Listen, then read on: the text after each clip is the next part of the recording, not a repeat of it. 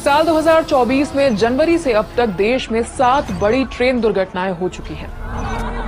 CAG यानी controller and auditor general की एक रिपोर्ट के मुताबिक साल 2017 से 2021 के बीच ट्रेन डिरेलमेंट यानी ट्रेन के पटरी से उतरने के कुल 1392 हादसे हो चुके हैं। ट्रेन एक्सीडेंट्स दो तरह के होते हैं, कॉन्सिक्वेंशियल ट्रेन एक्सीडेंट्स और अदर ट्रेन एक्सीडेंट्स। कॉन्सिक्वेंशियल मतलब ऐसे ट्रेन हादसे जिनमें किसी की जान चली जाए, कोई घायल हो जाए या रेलवे की प्रॉपर्टी का नुकसान हो जाए। वहीं अदर ट्रेन एक्सीडेंट यानी वो हादसे जिनमें जान माल का नुकसान नहीं हुआ है। अब ट्रेन के पटरी से उतरने की वजहों पर गौर करते हैं। सबसे पहली वजह रेलवे ट्रैक की निगरानी न होना है। फरवरी 2019 में सीमांचल एक्सप्रेस के डिरेल होने पर जांच में पाया गया कि 4 महीने से ट्रैक की जांच ही नहीं हुई थी।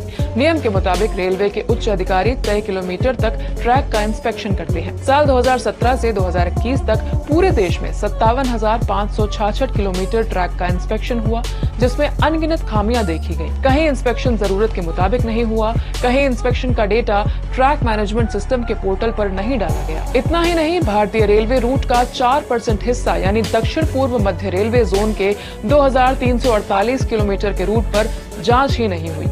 और अब दूसरी वजह, ट्रैक मेंटेनेंस के लिए जरूरी स्टाफ का ना होना। आउटसोर्सिंग यानी रेलवे के बाहर से लोगों को लाकर काम कराने की छूट के बावजूद ट्रैक मेंटेनेंस के लिए जिम्मेदार सिविल इंजीनियरिंग डिपार्टमेंट में अलग अलग जगहों पर 9% से 36% तक स्टाफ की कमी थी। इसके अलावा ट्रैक मेंटेनेंस के लिए ट्रैक मशीन का इस्तेमाल न होना, ये तीसरी वजह है। चौथी वजह, हल्के और पुराने स्लीपर्स हटाकर चौड़े और भारी कंक्रीट स्लीपर्स न लगाना है। Research, design and standard organisation ने रेलवे के लिए नए, ज्यादा चौड़े और ज्यादा भारी प्री स्ट्रेच कंक्रीट स्लीपर्स बनाए थे। रेलवे बोर्ड ने 2019 से कुछ रेलवे ट्रैक्स पर ये स्लीपर्स बिछाने का अप्रूवल दे दिया था, लेकिन ऑडिट की रिपोर्ट के मुताबिक स्लीपर रिन्यू करने के कुल 56 कामों में से 32 काम हुए ही नहीं। पांचवी वजह है वेल्डिंग के पुराने तरीके का इस्तेमाल। जहां एल्यूमिनोथर्मिट यानी एटी वेल्डिंग का मैनुअल प्रोसेस है, वहीं फ्लैश बट वेल्डिंग में ऑटोमेटेड ट्रैक लेइंग मशीन का इस्तेमाल होता है। साल 2018 से 2021 तक कुल 17 लाख से ज्यादा फ्लैश बट वेल्डिंग की जानी थी,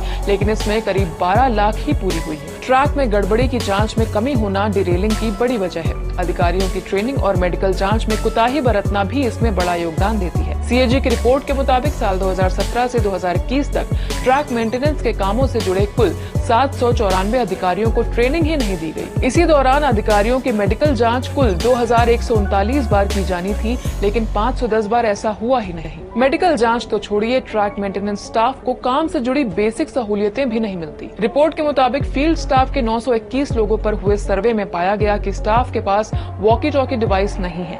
यहाँ तक कि टॉर्च, जूते, दस्ताने बेकार क्वालिटी के हैं, जीपीएस सही से काम नहीं करता, सेफ्टी हेलमेट तक नहीं है। ट्रेन के पहिए और कोच मेंटेनेंस में कमी भी डिरेलिंग की बड़ी वजह है। इसके अलावा लोको पायलट की गलतियां भी डिरेलिंग करवाती रही हैं। रिपोर्ट के मुताबिक कुल 154 मामले ऐसे थे जिनमें डिरेलिंग ब्रेक लगाने, तेज स्पीड या गलत तरीके से गाड़ी चलाने की वजह से हुई। इनमें से 144 हादसे लोको पायलट की गलती की वजह से हुए हैं। इसके अलावा गलत सिग्नल, स्टेशन मास्टर की गलती 11वीं वजह है, जिसके चलते ट्रेन डिरेल होती है।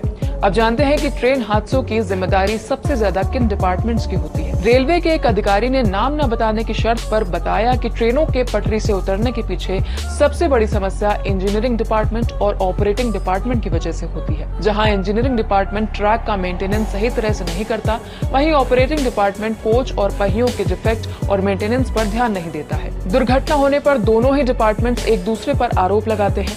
इसके अलावा अधिकारी ने ये भी बताया कि रेलवे में राजनीति भी जोर पकड़ रही है।